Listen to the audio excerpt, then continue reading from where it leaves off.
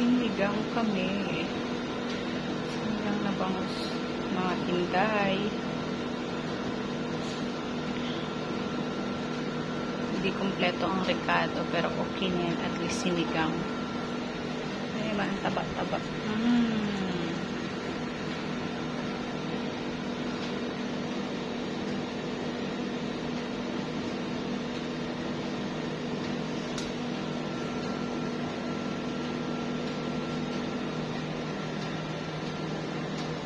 Yes, 1 kilong bangus po ito. Tingnan mo, ang taba ko.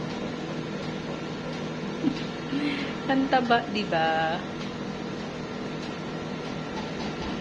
So, alam kong ilalagay ko lahat ng kangkong, pero ang dami na eh. Lagyan na lang namin ito bukas ng sardinas. May sardinas pa naman kami. Ayan, guys. Malapit na maluto.